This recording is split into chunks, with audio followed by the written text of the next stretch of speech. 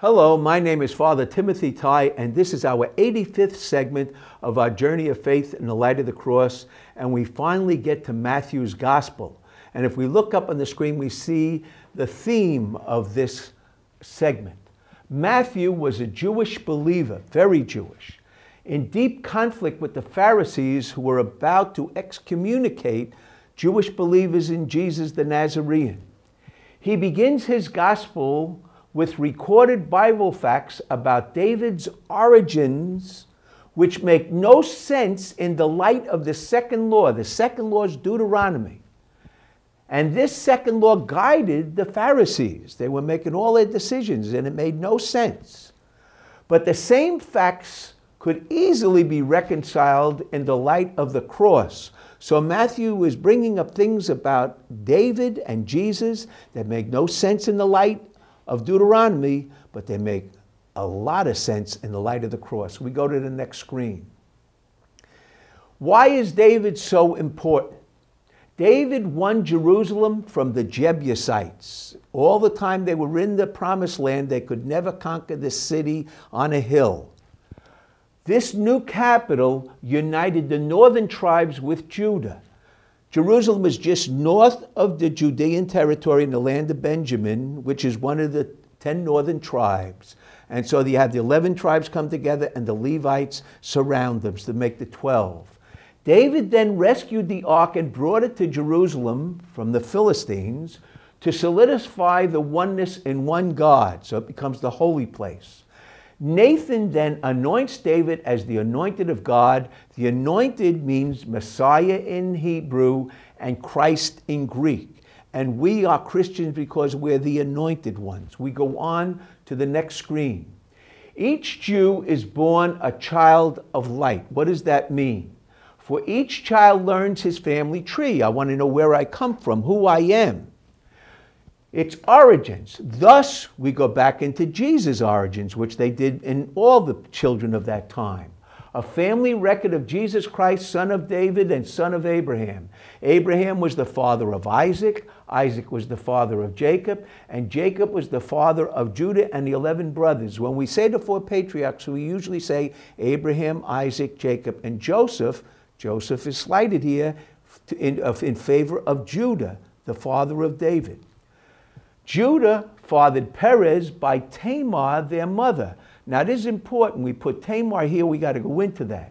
Salmon fathered Boaz by Rahab, and Boaz fathered Obed by Ruth, and Obed fathered Jesse, who was the father of David. Now we got to analyze this. Why is this so important? We go to our next screen. David's origins start with Judah, not Joseph, who married a Hittite woman. Now his father Jacob was forbidden to marry a Hittite or a Canaanite, but Judah does marry a Hittite woman, and he has 3 sons.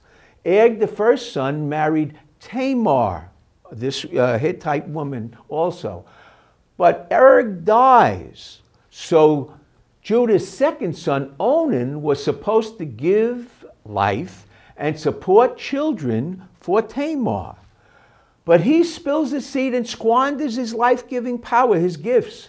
Onan refuses to be a man. This is very important in moral theology, in Jewish history and in Christian history.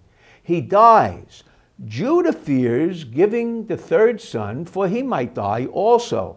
So Tamar, figuring she's going to be left without any support and any children, dresses up as a porneia, a temple prostitute, and gets Judah to father a child with her. So she gets her father-in-law to give her a child. She is to be burned when she's found pregnant. But Judah confesses, I should have given her my 3rd son. His name is Shelah. The son born of Tamar is Perez, and he's in the direct line of David. This is very important. We go on to our next screen. Women are usually not mentioned in family trees, family genealogies. Why does Matthew include 4 Gentile women? Rahab is a porneia who helps Israel conquer Jericho. Then Salmon, a Judean, fathers Boaz by Rahab. So Rahab becomes in the line of David. So Porneia was David's great-grandmother. Matthew wants the people to realize this. He said, you can't make sense out of that under the law, but you can make sense under Jesus. Rahab's son Boaz fathers Obed by Ruth. Obed fathers Jesse, who fathers David, the Jesse tree. So Gentile Ruth was David's grandmother. Ruth was considered the model proselyte. She's not like Rahab. She's a convert, and she is wonderful because she rejected her own people. We go on to our next screen. In light of Deuteronomy, the second law, David is illegal, for the Pharisees forbid Gentile marriage according to Deuteronomy. David's origin, therefore, makes no sense in light of the second law, Deuteronomy, because published 500 years after David during exile in 550. The first law met the needs of the Exodus, so it's in the book of Exodus. The second law is in Deuteronomy. It meets the needs of an exile 500 years later, so they're different. They meet the historical needs of history. They're not eternal, but the spirit of the law is eternal. But David's origins do make sense in the light of the cross. This is the conflict that Matthew wants to present to the people. For eternal redeeming power of God can work wondrously in Gentiles according to Christian belief, transforming the curses of life into blessings. And this is what foreshadows everything in this section. We go on to our next screen. But David is also a great sinner. This is the paradox. He's a great leader, wonderful man, builder of the kingdom, but a sinner, serious sinner. Yet God remained faithful to his anointed one. Why? David fathered Solomon by wife of Uriah. In fullness of his success as the great builder of the kingdom of Israel, David commits adultery with Bathsheba and has Uriah, her husband, killed to cover his sin, and the baby dies. David's original sin, it's similar to Adam's original sin, was a sword causing ongoing infected wounds and caused death in his own family and his own kingdom. Sin just keeps giving. We go on to our next screen.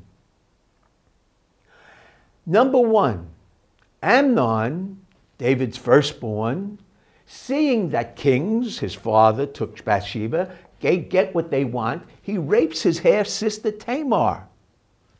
Absalom, David's second-born son in line for the throne, seeing David ignores Amnon's sin, he kills Amnon and then leads a rebellion to show contempt for David, for Tamar was Absalom's full sister, and he resented it deeply.